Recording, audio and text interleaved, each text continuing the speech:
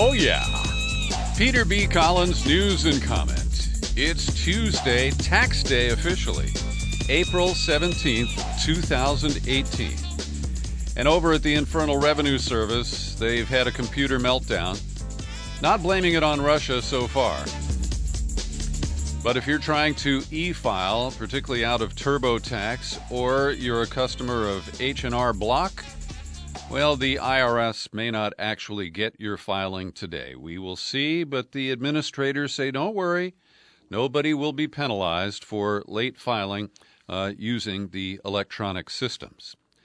Michael Cohen had an interesting day in federal court in Manhattan yesterday, and Sean Hannity is now in the Judas role. Denying, I never met the guy. Well, it's not quite that extreme. But this was a really unusual exchange, as Michael Cohen and his attorneys were attempting to reestablish attorney-client privilege to hide a bunch of documents that were picked up by investigators with a search warrant a week ago yesterday. And at issue is, well, if you're asserting attorney-client privilege, who the hell are your clients? And so Cohen named, of course, Donald Trump.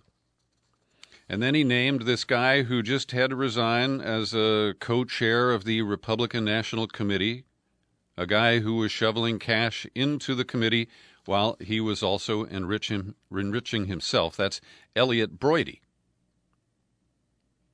And there were 7 other clients who they don't bother to name because they're not actually claiming privilege. But there was the third. And it turned out to be Sean Boy, I call him Sean Boy, Sean Boy Hannity, the loudmouth bully on Fox News. He's still got a syndicated radio show. I don't get to hear it here because the San Francisco station he's on has moved him to late night. At any rate, this is a fascinating disclosure,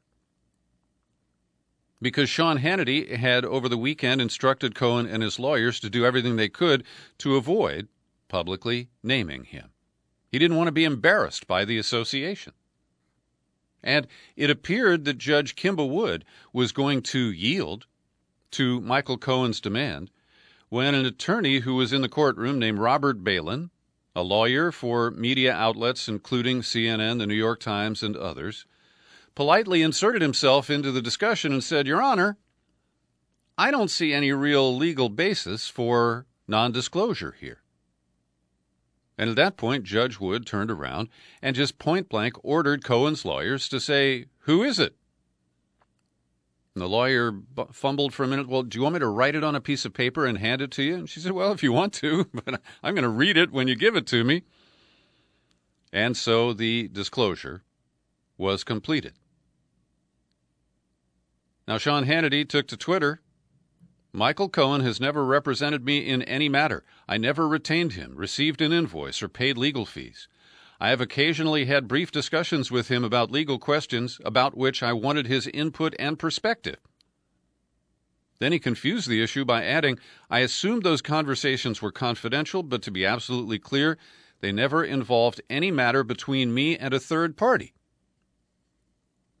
Now, that reference I interpret as saying, look, this is not a bimbo problem. Cohen covered up for Trump's affairs with Stormy Daniels and the Playboy Playmate. He structured the $1.6 million deal with the former Playboy model who got pregnant by Broidy. Her name now has been disclosed, Shara Beshard. And so Hannity doesn't want to be lumped in with Broidy and Trump as having some sort of a zipper problem like his old pal Bill O'Reilly did. But these denials, while maintaining that Hannity still enjoys some sort of confidentiality, this is really curious. And Hannity has had Michael Cohen on his TV show, probably the radio show too. And he said, my discussions with Cohen never rose to any level that I needed to tell anyone that I was asking him questions. But they've been pals for a long time. They've admitted that publicly. And when we saw a week ago Sean Hannity go into hyperdrive defending Michael Cohen, deploring the breach of the attorney-client privilege. He didn't tell people about his personal relationship with Michael Cohen or the status that he is some sort of a client. So in the Washington Post, Philip Bump analyzes the question and concludes that, in fact, Cohen did have an attorney-client relationship with Sean Hannity. Now, Hannity says mostly they talked about real estate and doesn't have anything to do with Trump and Russia and the campaign and all that stuff. And that may be true. But Bump writes, it's worth reinforcing that the sole reason this was important to know Cohen's clients is that the court was considering which of the documents seized in the FBI raid would be covered by attorney-client privilege. If the government filters that material to protect Cohen's clients, it would need to know the communications with Hannity were ones to which they weren't privy. It is very simple. And yet, this is part of the bigger skirmish as Judge Kimball Wood tries to evaluate the claims by Trump, Cohen, and their lawyers. And she does appear to be yielding to some extent. She is trying to either use a special master or some sort of a system where Trump and Cohen would be able to review the documents that were seized and challenge whether they are admissible to an investigation. Now, one of the sidebars here that I find curious is that Judge Kimball Wood is somebody who's been in the news before. And one little detail in her bio is that before she went to Harvard Law, she spent 5 days in London training to be a Playboy bunny. Now, these were not the kind of playmates who, did nude photo spreads and hung out with Hef at the Grotto. These were just waitresses who had to wear these ridiculous outfits that had to be extremely uncomfortable. I mean, this was pushing the push-up bra to an extreme. So, I find it curious that Kimball Wood, who could have been a Playboy bunny, ended up with these cases related, at least in part, to former Playboy employees or featured persons. But Kimball Wood was also in the news back when Bill Clinton nominated her to be Attorney General. And that was after his first choice, Zoe Baird, flamed out on a nanny problem. Then it turned out that, well, Kimball Wood had a nanny problem too, an undocumented home worker. And then they found Janet Reno, who had no nanny problem, and wound up as Clinton's Attorney General for pretty much the entire 2 terms, as I recall. Also, the argument was made in the hearing yesterday that many Americans don't trust the FBI, don't trust the Justice Department, and don't trust the Mueller investigation. Now, as you know, I think skepticism of the FBI and the selective prosecution of the Justice Department, these are well warranted. But that, of course, is not what's occurring in public opinion. People are responding to Trump's tweets. His attacks are gaining some traction. Now, it's exclusively with Republicans, because polls show that Democrats' views about whether the FBI is biased haven't changed. But since February, when Trump started the attacks, among Republicans, there was a 6-point gap in favor of bias, and now that has jumped by 16 points to 22. And what that means is that roughly half of Republicans now believe Trump that the FBI is actively biased against him. And there is evidence to support that. I don't want to I don't want to dispute that, because when you see the issues related to the last Attorney General under Obama and Loretta Lynch's tarmac meeting with Bill Clinton that tainted her, that led Comey to take the lead in saying that Hillary would not be indicted, blah, blah, blah. So these things don't, just exist in a vacuum. It's not just Trump's paranoia and his power on the Twitter keyboard. And this also leads me to our latest in-depth interview that I'm releasing to our subscribers today at peterbcollins.com, iTunes, TuneIn, Spreaker, Stitcher. Greg Palast, the investigative journalist who has worked so tirelessly to expose the schemes by Americans to manipulate the 2016 election. And I underscore Americans because when he talks about Chris Kobach, the Secretary of State of Kansas, who ran the interstate cross-check system, denied as many as 7 million Americans the right to vote and have their vote counted in 2016. He's not talking about Russians. He's talking about Americans. He's talking about how 75,000 plus votes in Detroit and Flint, Michigan were not counted. And probably most of those votes were for Hillary Clinton and would have overcome the 10,700 margin statewide in Michigan that was in the final tally for Trump. And Greg Palast doesn't disappoint. Now, I know some people think, well, Greg Palast, he's always plugging his stuff. He's always promoting his books and his movies. Well, I support that, because Greg Palast is blacked out in the United States. He occasionally gets published in Rolling Stone, but he is printed routinely in The Guardian in Britain. He appears on the BBC on a regular basis, but he can't get arrested outside a TV station here in the United States. And here is an excerpt from my in-depth conversation with Greg Palast, where he talks about some of the reasons why Hillary Clinton didn't win in 2016. And Hillary Clinton should have gotten the message when Bernie Sanders won the state of Michigan. That should have been alarm bells, because I can tell you. Well, the alarm bells sounded, and they said, well, we got to stop this guy no matter what it takes. And the emails actually prove that, but we're not allowed to look at the content of the emails because Russia. Okay, Russia, let's get on that one, because they said, oh, Comey said that we're looking at the emails, right? And that's why she lost. This is one of the great myths. Is if it weren't for David Comey saying, James Comey, saying that we're looking again at Hillary's emails and her misconduct, she would have won. First of all, you were in Detroit. I was in Ohio and Detroit and these other states. Swing states. I didn't hear any auto workers talk about James Comey. I doubt if they even knew who the fuck this guy is, right, even now. Now, the second thing is, and they didn't care about that, the second thing is screwing Bernie. The University of Wisconsin did a study. About 50,000 students didn't vote in Wisconsin. Trump won the state by 29,000. 50,000 people said we're not voting because Bernie's not on the ballot. Now, you may say that's stupid. They got to be crazy to let Trump win. I'm not talking about what was good or smart or stupid. What I'm talking about is the fact that 50,000 voters got so turned off by what happened to Bernie Sanders that they didn't vote. Mostly students out of Madison. That was the margin in Wisconsin.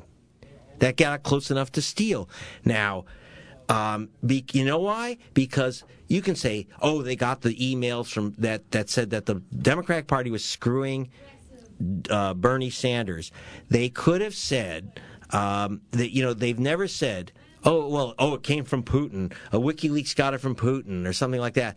Who cares if it came from the Russians? Putin didn't write those emails. No, he didn't. Julian Assange of WikiLeaks didn't write those emails. Those are written by the chieftains of the Democratic Party. And by the way, that's a felony crime, because when you collect money for the party, you're allowed to give almost $250,000 to a political party in an election year, but only $2,700 to a candidate. So if you're using the party to basically launder donations to a single candidate, which is what they were doing to Hillary Clinton, you've now committed a felony crime. These people should be in jail. And instead they're saying, oh, there goes Elvis. Oh, there's Putin. Putin provided the evidence. I'm sorry, he didn't write those emails. That's the colorful Greg Palast, and yes, he did wear his fedora to the interview here at the secret studio. We're getting a whole range of reaction to St. James Comey's book tour. The book has officially been released today, and Barnes & Noble sent me a coupon for 30% off. I don't quite get that. At any rate, the reaction is across the board in different parts of the spectrum. Let's dip in for a few tastes here. Frank Bruni in the New York Times, he's a conservative guy, but not a Trump supporter. He thinks that Comey has lowered himself to Trump's level. And he writes, from the cursed moment when Trump stepped out on the campaign trail, he has sought by accident and design to define leadership downward and establish new norms of behavior for political candidates and government officials. Everyone is out for himself or herself. No gambit is too tawdry, no accusation too speculative, not if the television cameras approve. The only thing better than a whole lot of attention is a whole lot more. This is well written, I have to say. And here we have the former head of a supposedly scrupulous, detached federal agency reaching for mafia metaphors, readily indulging talk of the so-called P-tape, and taking cosmetic digs at the president in the service of a book tour as exhaustive and elaborate as they come. There's apparently room in Comey's primness for a measure of Michael Wolff. And Bruni goes on, Comey could set the record straight and settle any scores that need settling without a tour this extended or details this catty. His choice of a different tack suggests some unflattering motives in the mix. It gives Trump's allies plenty to attack him with, and it has goaded Trump into his most infantile epithets. And here I disagree with Bruni, because there is nothing that Comey could do other than just, turn into some form of hibernating bear to avoid Trump's wrath. I do think it is fair to criticize Comey, who is likely a witness in a possible trial or impeachment proceeding related to accusations that Trump obstructed justice. Here's another opinion from my pal Juan Cole, professor at the University of Michigan, and he typically comments on foreign policy issues, but I like what he had to say here. James Comey has attempted to position himself as an upholder of the rule of law, the Constitution, and even of the truth. But Comey has been a central figure in the gutting of the Fourth Amendment of the Constitution and in attempts to make sure the FBI and the rest of the government can break your encryption and spy on you illegally. It is true that Comey didn't want to go as far in that direction as former Vice President Cheney, but he wanted to go so far as nevertheless to make the Constitution meaningless and to make Americans vulnerable to hacking. And he refers explicitly to Comey's insistence on hacking the work cell phone of the accused San Bernardino shooter. And he says that Comey and others corrupted the entire U.S. judicial system by illegally requisitioning telephone metadata to zero in on drug sellers, then notifying local police to arrest them and lie to the judge about how the police began their evidence trail. Don't forget the stingray, Professor Cole. Hundreds, thousands of inmates in our vast penitentiary gulag are guilty of no more than selling some pot, and many were put there by unconstitutional government surveillance, which then concealed itself from the judiciary. And he's right about this. Comey watched James Clapper lie to Congress about mass warrantless surveillance. Comey knew Clapper was lying. He didn't go after Clapper, and he didn't resign in protest. Comey doesn't like Trump world. Comey helped create Trump world. There's more in Professor Cole's piece, and I've linked to it in the show file for today's podcast. Former senior FBI agents have accused Comey of damaging the agency's reputation, playing a dangerous game with the Russian investigations by going on the offensive with the explosive book and media interviews. Here's Nancy Savage, executive director of Society of Former Special Agents of the FBI. It's tasteless at best. There's a total lack of dignity. He and a number of other FBI employees who work directly for him have damaged the agency. And here comes Bobby Chacon, a former FBI agent.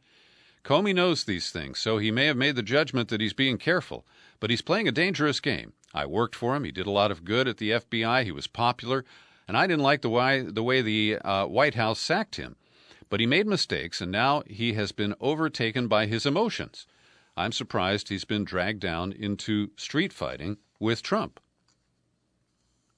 And we also have the question about how Comey is viewed by supporters of Hillary Clinton, who blame him for injecting himself in the email investigation, and then the late campaign disclosure of the Clinton emails found on Anthony Weiner's laptop. And they're pretty outraged. And part of it is a comment that Comey made to George Stephanopoulos, that when he reopened the case, that he was believing that Clinton was going to win and that he didn't want her presidency to be delegitimized by the FBI being exposed as not pursuing the investigation. And Comey has a really strong retort here. I know this is obvious, but I didn't put the emails on Anthony Weiner's laptop. I would so much rather Anthony Weiner had never had a laptop. I'd rather never have heard about this situation. Also, Comey pushing back on Trump's angry tweets, suggesting that Comey should be in jail. Quote, he told NPR, "This is not some tin pot dictatorship where the leader of the country gets to say, the people I don't like go to jail. The President of the United States just said that a private citizen should be jailed," Comey continued, "and I think the reaction of most of us was, meh, that's another one of those things. This is not normal. This is not okay. There's a danger we will become numb to it and will stop noticing the threats to our norms." Every day I pause for a second and thank the people who support my work here at the Peter B. Collins Podcast with your subscriptions. And a shout out at the top of my lungs to Peter Hoffmeister in New York City, who's become the first new subscriber to wish me a happy birthday. I'm looking for, say, 19 more in the next week or so. Will you step up? I hope so. Faith Peoples, who I was just about to acknowledge for one of her many subscriptions, she surprised me with an extra cash contribution today. I just saw it on PayPal before I came into the studio. Thank you, Faith. I really appreciate it. And let's acknowledge Ethan Knox and Diane Morris, who just renewed her annual subscription. I appreciate each and every one of you, and I want to invite more people to support my work for my birthday or just because you appreciate what I'm doing here. All you got to do is visit peterbcollins.com. There's a menu button. Click on it. Pull it down, click on Become a Subscriber. You land on the sign-up page, and the options are clear. $5, $10, $15, $20. No, there's no 15. $5, $10, or $20 a month, the $50 annual subscription. And at any time, you can bypass PayPal by using my P.O. Box. You can send a check, cash, money order, no coins, please, to P.O. Box 150-660, San Rafael, California, 94915. That's Box 150660. And San Rafael, California, 94915.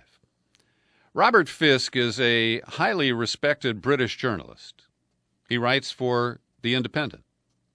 And he has visited Duma, the suburb of Damascus that was the alleged scene of a chemical attack on April 7th. And Mr. Fisk says that he struggles to find people who witnessed the events. Now, to be fair, some of the doctors who responded have been in Damascus appearing before some sort of an investigation committee. But one doctor who he encountered in the town of Duma, Asim Rahaibani, he said, well, you know, on the night of the event, a bunch of people came to my clinic. And then, as I was treating people for inhalation of massive amounts of dust that had been loosened up by bombings and by strong winds, quote, people began to arrive here suffering from hypoxia, oxygen loss. Then someone at the door, a white helmet, shouted, gas! And a panic began. People started throwing water over each other. Yes, the video was filmed here. It is genuine. But what you are seeing are people suffering from hypoxia, not gas poisoning. Fisk continues, oddly, after chatting to more than 20 people, I couldn't find one who showed the slightest interest in Duma's role in bringing about the Western air attacks. 2 actually told me they didn't know about the connection. And then he writes, the white helmets, the medical first responders already legendary in the West, but with some interesting corners to their own story, played a familiar role during the battles. They're partly funded by Britain's Foreign Office and by the USAID. I'm adding that part. And most of the local offices were staffed by Duma men. I found their wrecked offices not far from the clinic. A gas mask had been left outside a food container with one eyepiece pierced, and a pile of dirty military camouflage uniforms lay inside one room. And he closes by saying, "My earnest questions about gas were met with what seemed genuine perplexity." So I find this pretty fascinating. And it supports my skepticism of the White Helmets, the Syrian American Medical Society, SAMS. We talked about Max Blumenthal's exposure of them last week. And the inspectors from the Organization for the Prohibition of Chemical Weapons. Offices on Ignacio Valley Road in Walnut Creek. Do you want that one? Hey, Siri, shut up. Okay. Sorry about that. My phone just started talking to me without any invitation. Yes, the weapons inspectors have arrived. They entered the Damascus suburb where it's claimed 75 people were killed as a result of a suspected chemical weapons attack. And I don't expect anything further from them right away. Trump has floated a new idea to replace the 2,000 or so U.S. troops patrolling in northern Syria with troops from Saudi Arabia, Qatar, Egypt, and the United Arab Emirates. Now, this is such a shitty idea because the nations he mentions, particularly Saudi, UAE, and Qatar is bringing up the rear, Egypt is in, they all oppose, I believe, I could be wrong about Egypt, but they all oppose the continuation of the Assad government in Syria. And it just looks like carving up the spoils. And Trump, of course, is oblivious to those kinds of implications. He says, "We have asked our partners to take greater responsibility for securing their home region, including contributing larger amounts of money." But over at the Foundation for Defense of Democracies, which is not a neutral organization, still Vice News quotes Tom Jocelyn, saying, in essence, the Trump administration wants to build a new anti-ISIS alliance in Syria that has not previously existed on the ground and which would bring with it all sorts of competing interests that don't necessarily align with America's. So I think that idea is pretty much dead on arrival. Trump has also contradicted his UN ambassador, Nikki Haley, who was foaming at the mouth, raging against the Russians and the Syrians on Sunday, and said that the administration would be soon announcing additional new sanctions on Russian companies. But on Monday, Trump put that on hold and sent Sarah Huckabee Sanders out to say, well, the president is not going to do it right now. He has not decided to go forward with the sanctions at this time. And we have a new report regarding the alleged use of a Soviet-era nerve agent called Novichok on the Skripals in Salisbury, England. Consider the source. This comes from the Russian Foreign Minister Sergei Lavrov. Now, you may recall that when the OPCW issued a report that Britain claimed proved that Novichok was the agent used, the report didn't actually say that. The public document didn't name Novichok. The secured or classified document named chemical formulas but didn't use the term Novichok. So now Russia is saying they got the confidential report and that it shows traces of a nerve agent called BZ. BZ was part of chemical arsenals of the United States, Britain, and other NATO countries, while Lavrov asserts that the Soviet Union and Russia never developed BZ. And Lavrov added that the Swiss lab also pointed at the presence of the nerve agent A234 in the samples, and added that the lab noted that its presence in the samples appeared strange given the substance's high volatility and the relatively long period between the poisoning and the sample taking. Now, I can't explain that chemistry.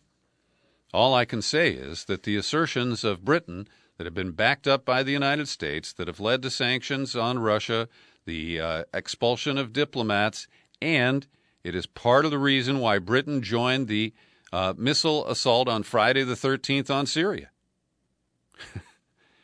And It doesn't appear to be sustained by actual evidence. In the Senate, perhaps spurred by last Friday night's missile assault, Bob Corker, Republican of Tennessee, and Democrat Tim Kaine of Virginia are co-sponsoring a new war powers piece of legislation. It is a new authorization for use of military force, and of course the ones that have been used are so dated that they really aren't relevant. And I do believe that Congress needs to use its authority. I will object to the granting of war powers, such as the description here. The new AUMF will authorize military action against the Taliban, Al-Qaeda, the Islamic State, and designated associate forces. Now, that is as broad as the one that they're replacing. And I don't support that, but I want to take pains to note that I do support efforts by the Congress to live up to its responsibility to assert war powers and to define them, even if the definitions aren't agreeable to me. Here's a surprise for you. Neil Gorsuch, the right-winger that Trump appointed to the Supreme Court, he just bolted. He voted with the liberals to produce a 5-4 majority, upholding a decision from the super-liberal Ninth Circuit Court here in San Francisco related to the definition of what makes an immigrant subject to, quote, a crime of violence and, in turn, subject to deportation. I didn't expect that from Neil Gorsuch. Trump is hosting Japan's Prime Minister Shinzo Abe at Mar-a-Lago in Florida today, and this is becoming a pattern. The leader of Malaysia, the embattled and investigated leader of Israel, Benjamin Netanyahu, and now Abe, who is facing a round of accusations of corruption in Japan, they all come running to Trump. I wonder why. Maybe they think he can give them advice on how to weather these kinds of controversies. But Abe is determined to get clarification on Trump's decision to meet with Kim Jong-un, also the fact that Japan was not exempted from the threatened tariffs, and now Trump is saying he wants to find a way to join the Trans-Pacific Partnership. All of those affect Japan, and it'll be interesting to see what the meetings produce. Also, Kim Jong-un has signaled to his counterparts in South Korea that he is willing to formally announce his desire to denuclearize his country. Now, I think this terminology is something we're going to have to be patient with and find out if what Kim means by denuclearization is the same as what, say, Trump will interpret the term as. We shall see. A former Cambridge Analytica employee, Brittany Kaiser, testified before a Parliament committee in London yesterday and said that Cambridge Analytica ran some of its own Facebook quizzes and personality profiles that extracted personal data, and that the number of people affected is far more than the 87 million number that has been used so far. Also, we're getting a very loud warning from the spooks in both the United States and Britain that our Internet of Everything devices, like the wireless remote on your TV, like the Alexa box in your kitchen. Oh, I've got one of those. Like your iPhone that starts talking to you when you're not talking to it. Anyway, they're saying that millions of devices in our countries are hackable by the Russians. Once they own your router, they own all the traffic, to include the chance to harvest credentials and passwords. So be afraid. You should hunker down in the corner and just turn everything off. That's the only way to be safe from Putin and those nasty Russians. Well, I got a few quick items to pass along to you. Ryan Bundy, who was in federal prison last year until he got busted out after all the charges were dropped from the original standoff in Nevada. What was that, about 4 years ago? He has announced he is running for governor of Nevada. Good luck, Silver State. Also, we are learning that a judge has ordered the appointment of a special prosecutor to represent the government because the Justice Department refuses to participate in a court investigation of Trump's pardon of Phoenix Sheriff Joe Arpaio. And this could unravel the pardon. I'm not sure about that, but it is possible.